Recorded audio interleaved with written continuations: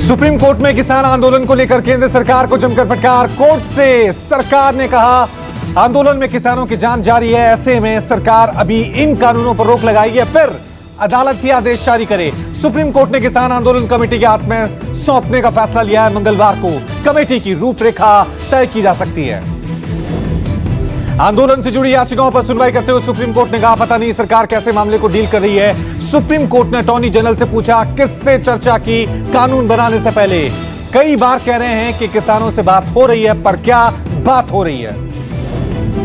कृषि कानूनों के इस्तेमाल पर रोक की तैयारी में सुप्रीम कोर्ट। अटॉर्नी जनरल ने कहा तमाम मामलों में कोर्ट ने संसद के कानूनों पर रोक नहीं लगाई है, इस बार भी ऐसा नहीं करना चाहिए। मुख्य न्यायाधीश ने कहा सरकार सबको समझाकर घर भेजे। किसानों के लिए कहा हम किसी को आंदोलन करने से नहीं रोक सकते, पर आंदोलन से आम लोग भी परेशान नहीं होने चाहिए। सुप्रीम कोर्ट ने अब सरकार और पक्षकारों से कुछ नाम देने को कहा है ताकि कमेटी में नामों को शामिल किया जा सके। सुप्रीम कोर्ट ने कहा कि हमारे लिए लोगों का हित जरूरी है, अब कमेटी ही बताएगी कि कानून लोगों के हित में है या नहीं। अब सुप्रीम कोर्ट में कल एक बार फिर सुनवाई की जाएगी। हरियाणा के करनाल में मुख्यमंत्री मनोहर लाल खट्टर की सभा वाली जगह पर हुए बवाल में एक्शन लिया गया। पुलिस ने 71 लोगों पर एफआईआर दर्ज की है। जिन लोगों पर केस दर्ज किया गया उन पर सार्वजनिक संपत्ति को नुकसान पहुंचाने का आरोप। करनाल घटना की गुरनाम सिंह चढ़ूनी ने जिम्मेदारी ली है।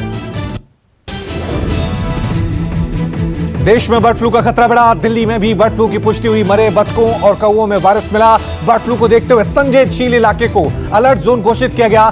10 दिन के लिए बंद। गाजीपुर मुर्गा मंडी बंद की गई। संजय झील में अब तक 27 बतखों की मौत हो चुकी है। मृतक पक्षियों के सैंपल जालंधर भेजे गए, जिसमें बर्ड फ्लू की पुष्टि हुई। यूपी में भी बर्ड फ्लू की एंट्री से हड़कंप मचा। कानपुर चिड़ियाघर में मृत पक्षियों के बाद लखनऊ चिड़ियाघर में पक्षियों का बाड़ा बंद किया गया। कानपुर चिड़ियाघर में 2 दिनों में 10 पक्षी मरे। कानपुर प्रशासन ने पूरे इलाके को रेड जोन घोषित किया। कानपुर चिड़ियाघर को सील किया गया। देश में अब तक 9 राज्यों को बर्ड फ्लू की पुष्टि हो गई है। यूपी दिल्ली से पहले एमपी, राजस्थान, गुजरात, हिमाचल प्रदेश, हरियाणा और केरल में बर्ड फ्लू के कई मामले सामने आए। महाराष्ट्र में भी सामने आए बर्ड फ्लू के मामले। मुंबई, ठाणे, परभणी, बीड़ और रत्नागिरी में बर्ड फ्लू के चलते पक्षियों की मौत। एमपी के 9 जिलों में बर्ड फ्लू की पुष्टि हुई। इंदौर, मंदसौर, आगर, मालवा, नीमच, देवास, उज्जैन, खंडवा, खरगोन और गुना में बर्ड फ्लू का कहर। राजस्थान के 11 जिले बर्ड फ्लू की चपेट में। सवाई माधोपुर, पाली, दौसा और जैसलमेर में कौवे, मोर, बतखों की मौत। राजद्रोह केस में कंगना रनौत और उनकी बहन को बॉम्बे हाईकोर्ट से बड़ी राहत मिली। बॉम्बे हाईकोर्ट ने कंगना के खिलाफ पुलिस कार्रवाई और गिरफ्तारी पर 25 जनवरी तक रोक लगा दी है। हाईकोर्ट ने मुंबई पुलिस से कहा कि 25 जनवरी तक कंगना को बुलाकर फिर से पूछताछ करने की जरूरत नहीं। 8 जनवरी को बांद्रा थाने में पुलिस ने कंगना से कई घंटों पूछताछ की थी। टीएमसी सांसद कल्याण बनर्जी पर विवादित बयान देने का आरोप लगा। कल्याण बनर्जी पर आरोप है कि उन्होंने भगवान राम और माता सीता का जिक्र करके अपमानजनक बयान दिया। बीजेपी के नेता आशीष जायसवाल ने कल्याण बनर्जी के खिलाफ हावड़ा के गोलाबाड़ी थाने में शिकायत दर्ज कराई। कल्याण बनर्जी के बयान पर बीजेपी ने हमला बोला। बीजेपी प्रवक्ता संबित पात्रा ने कहा कि कल्याण बनर्जी का बयान सिर्फ कल्याण बनर्जी का बयान नहीं, बल्कि ममता बनर्जी सरकार की तुष्टीकरण की राजनीति को दिखाता है।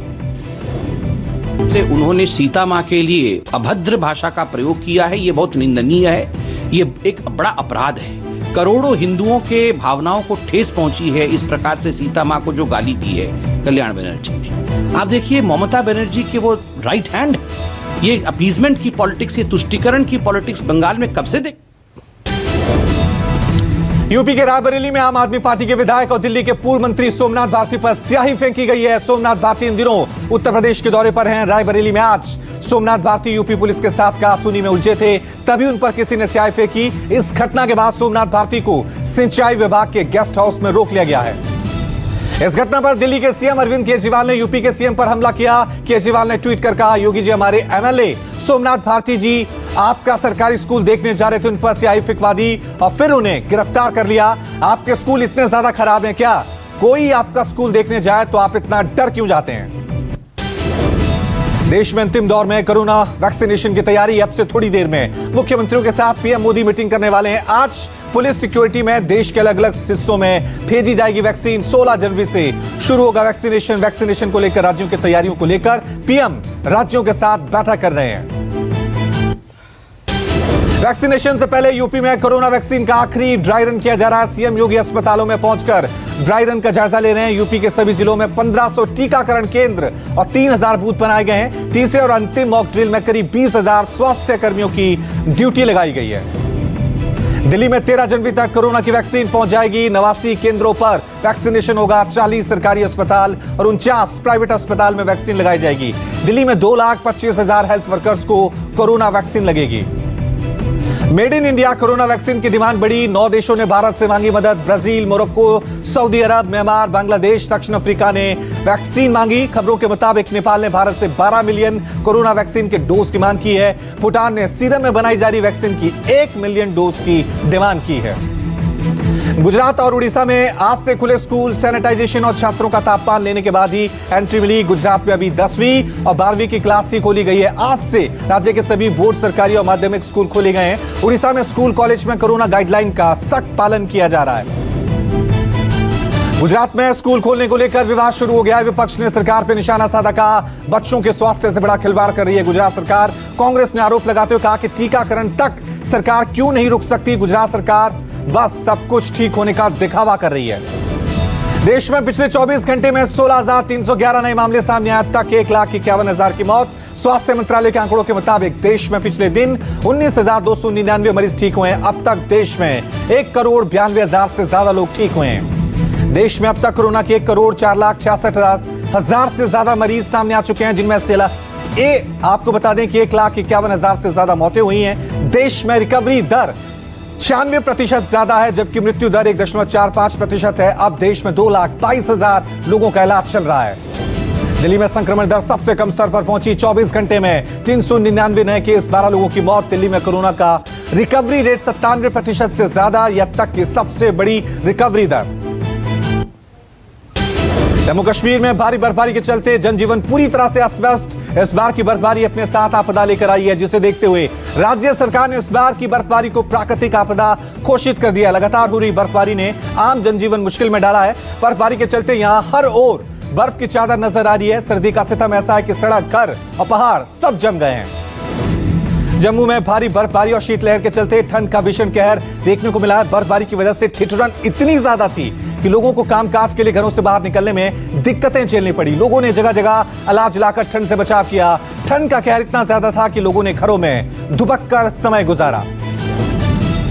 जम्मू कश्मीर के रामबन के पास पुल का बड़ा हिस्सा ढहने से श्रीनगर हाईवे बंद हुआ। आवाजाही बंद होने से हाईवे के दोनों तरफ वाहनों का लंबा ट्रैफिक लगा। पहाड़ों में हो रही भारी बर्फबारी से मैदानी इलाकों में बड़ी ठिठुरन। मौसम विभाग के मुताबिक कई राज्यों में आने वाले 24 घंटों में सर्दी और जोर पकड़ सकती है। बताया जा रहा है कि आने वाले दिनों में उत्तराखंड, पंजाब, हरियाणा और जहां शीतलहर वहां पर सबसे ज्यादा कहर बरपा सकती है। वहीं पंजाब, हरियाणा, चंडीगढ़, पश्चिमी उत्तर प्रदेश में घना कोहरा छाए रहने की संभावना। पश्चिम बंगाल में अवैध कोयला खनन मामले में ईडी की बड़ी कार्रवाई। कोलकाता समेत बंगाल में 12 ठिकानों पर ईडी की रेड। ईडी ने लाला के करीबी लोगों को समझे जाने वाले लोगों के ठिकानों पर छापेमारी की। सूत्रों के हवाले से खबर कि कोलकाता के पास बांगूर एवेन्यू में व्यवसायी गणेश बागड़िया के ठिकाने पर ईडी ने छापेमारी की। साथ ही कारोबारी नीरज सिंह के घर पर भी ईडी की छापेमारी। पुंछ जिले के मेंढर में सुरक्षा बलों ने एक बड़ी आतंकी साजिश को नाकाम किया। इस मामले में सुरक्षा बलों ने 8 ओवरग्राउंड वर्कर को गिरफ्तार किया और बड़े पैमाने पर हथियार और गोला बारूद बरामद किए। बताया जा रहा है कि ये आतंकी भारतीय सीमा में प्रवेश कर बड़ी आतंकी साजिश को अंजाम देना चाह रहे थे, लेकिन समय रहते सुरक्षा बलों ने आतंकियों की साजिश को नाकाम कर दिया। हैदराबाद में बीच सड़क पर एआईएमआईएम नेता की हत्या। 3 लोगों ने पीट पीट कर मौत के घाट उतारा। हत्या का लाइव वीडियो सोशल मीडिया पर वायरल। मामले की जांच में जुटी पुलिस। बताया जा रहा है कि हत्या करने का वीडियो राह चलते किसी व्यक्ति ने बनाया। फिलहाल पुलिस मामले की जांच कर रही है। जम्मू कश्मीर के अवंतीपुरा में सुरक्षा बलों को बड़ी कामयाबी मिली। सुरक्षा बलों ने लश्कर ए तैयबा का एक आतंकी गिरफ्तार किया। आतंकी के पास से सुरक्षा बलों ने AK-47 और 26 राउंड गोलियां बरामद की। बताया जा रहा है कि घर के भीतर गौशाला में छिपा था आतंकी।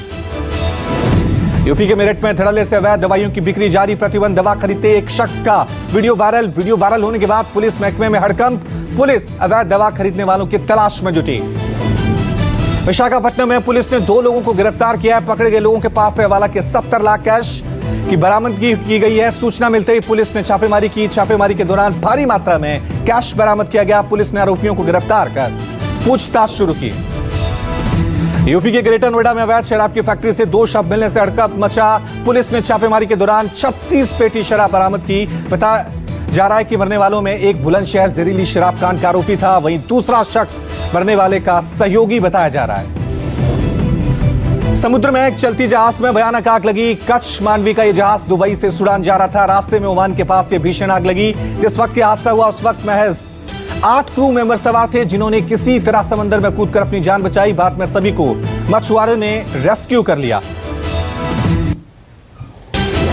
ट्रंप के खिलाफ डेमोक्रेट महाभियोग के प्रस्ताव लाया जाएगा। डेमोक्रेट का दावा है कि उनके पास निचले सदन में 215 वोट का इंतजाम है। महाभियोग प्रस्ताव को पास होने के लिए 217 वोट की जरूरत पड़ेगी। प्रस्ताव को ट्रंप की पार्टी के सदस्यों का भी सहयोग है। कई सेनेटर ने ट्रंप को जल्द से जल्द इस्तीफा देकर निकल जाने के लिए कहा है। ट्रंप पर हिंसा और पद के गलत इस्तेमाल का आरोप है। नेपाल के विदेश मंत्री प्रदीप कुमार 14 जनवरी को भारत आएंगे।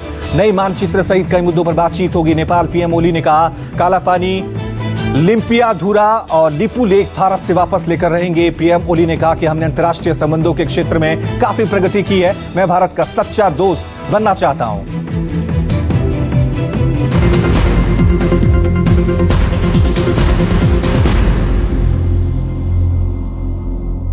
नमस्कार, मैं हूं मानक गुप्ता।